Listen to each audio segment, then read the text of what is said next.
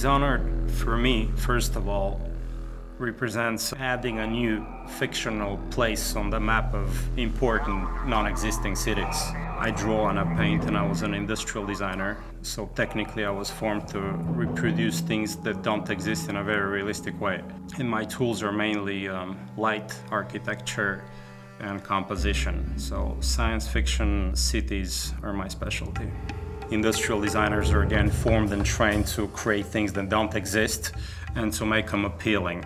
And industrial design in itself is fiction. I specialized in advanced prototypes for non-existing cars, which are absolutely dream objects. And that's why the training is very useful.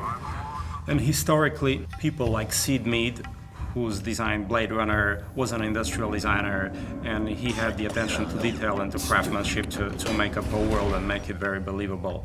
So it's a very obvious relationship between science fiction and industrial design. So in Dishonored, you play a supernatural assassin in a steampunk city called Dunwall. And the game has what I would describe as a non-photorealistic art style, led by Sebastian Maton and Victor Antonov. When we first started the project, Raph and I kept saying, this is London 1666. It was the last year of the plague and the year of the Great Fire. The city of London at that point is pivotal to the world and pivotal to history. The early creative influences were historical architectural pictures of London and maps of London. Start with a location. Where is this taking place? All kinds of representations from different artists, painters, photographers, and filmmakers.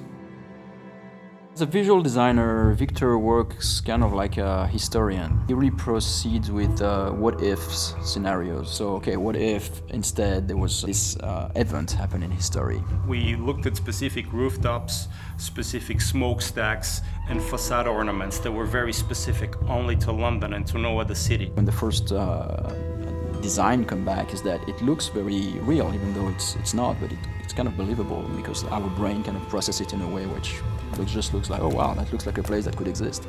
And that's why I think his methodology is so powerful to people. Donc on a étudié en gros les fogs, la nuit, la pluie, les skies qui sont très bas en fait et qui pèsent sur l'expérience du joueur. C'était vraiment une approche qu'on avait de ne pas faire un jeu où il fait soleil, très beau. C'est comment infiltrer la lumière, donc c'est tout ce qu'on a étudié en allant à Londres. Et ensuite pour le retranscrire dans le jeu, il a fallu faire un petit peu de développement technique pour essayer de modifier la façon dont réagit la lumière avec les éléments du jeu vidéo, c'est-à-dire dans le brouillard, si on peut faire des haze et faire bloomer nos lights. C'est un bon setup pour un jeu vidéo. Et c'est une ville qui comporte une rivière, donc c'était très important pour nous, pour les missions qu'on fait dans notre jeu. En fait, on n'a pas l'approche classique du jeu vidéo. On a vraiment voulu revenir à des bases classiques d'art pur, c'est-à-dire les références qu'on a. Elles n'ont rien à voir avec... on ne fait pas de recherche sur Google, on ne cherche pas à faire de choses génériques, on veut vraiment créer quelque chose d'unique.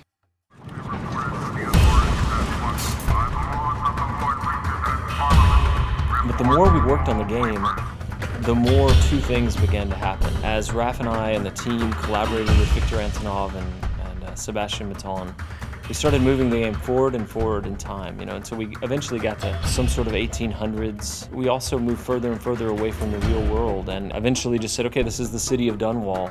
We were somewhere in this time period where there's a lot of technology, but there's a lot of mechanical technology going on. So we based everything on suspension, steam, and basic fuel. We wanted to bring some rock and roll into that and some modern elements.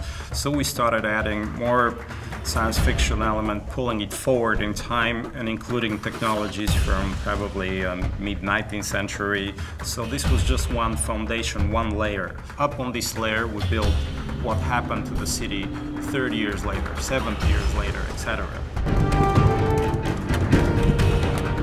Technology and the machines in Dishonored have again a specific narrative function. They tell the story of the ruler of the country who has a flair for industrial design and progress. So he's building bridges and buildings and fences and devices to modernize the city and to crush and oppress people as well.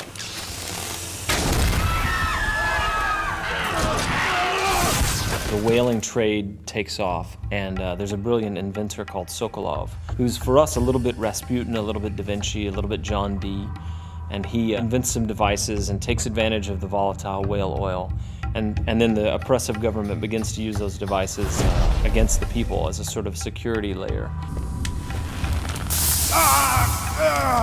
The whale oil industry in Dishonored is manifested and represented through visual elements and design elements like ships and boats, and all that suggests that the world is bigger than the city, and you have an ocean, and you have foreign different lands, and maybe colonies. So you have these mysterious ships bringing these strange animals because they're not regular whales, they're Dunwall whales. So you see them through harbors and rivers and through the coast, and the whale ships expand the scope of the city. The characters and the character design in Dishonored are no different than the architectural design on the design of the light. We wanted to get into the identity of these characters. We looked into British morphology. How are the eyes set? How's the nose? How's the skin? Play with the grotesque and with the beautiful, and we stylize this into a variety of very real faces that have a backstory and a meaning to them. On a travaillé avec des gens un peu à travers toute l'Europe, et qui étaient vraiment des spécialistes en fait de l'anatomie pour essayer de ne pas perdre l'intention qu'on avait mis dans les visuels au départ. Et on a pris des gens qui étaient spécialisés par exemple dans les silhouettes et dans les vêtements, dans la découpe des plis, la façon dont travaille un jean ou un pantalon. On ne voulait pas justement que ça ressemble à des personnages de jeux vidéo avec des jambes en tube et quelques polygones pour donner de l'effet, ou juste des shaders, c'est-à-dire qu'on vraiment travaille la silhouette, c'est-à-dire que nos personnages, on a une approche de loin, parce que c'est un jeu de combat, donc on détecte les personnages de loin, et on a besoin aussi d'avoir un fort caractère quand ils sont très près. Ce qui rend vraiment les personnages de Dishonored uniques, c'est le fait qu'on a voulu les typer dès le début, en fait. On est parti dans cette stylisation. Et par exemple, au niveau des proportions, si je repense au City Guard, en fait, qui est un combattant, on n'a pas hésité à lui grossir les mains, à réduire sa boîte crânienne, pour vraiment qu'il ait le physique qui reflète ce qu'il fait dans le jeu. Et à l'opposé, on a par exemple les aristocrates qui sont beaucoup plus élancés, avec des fronts plus hauts, qui sont assez hautains, en fait, qui ont des visages vraiment durs. Ensuite, la deuxième approche, en fait, c'est de les passer en modélisation, en 3D pour le jeu. Et le but, c'est de ne pas perdre l'essence qu'on a dans la peinture, parce que c'était carrément de la peinture qu'on avait, c'était pas juste des croquis. Et garder ça en 3D. Donc là, la contrainte, c'était plutôt technique, c'est comment garder quelque chose un peu de vivant et pas de tout générique, tout lisse. En fait, ce travail de stylisation qu'on a réalisé sur nos personnages, on a aussi voulu l'appliquer sur nos animaux. Ce pas des animaux qu'on a l'habitude de voir, ils sont vraiment particuliers. Et là, j'ai en tête l'exemple du Wolfhound, où justement, on a pris un chien, mais on l'a mélangé aussi avec un peu de crocodile, un peu de girafe, pour le rendre vraiment unique et qui a un côté fantastique dans notre univers. On a fait une silhouette très forte, il se déplace vraiment d'une manière très particulière.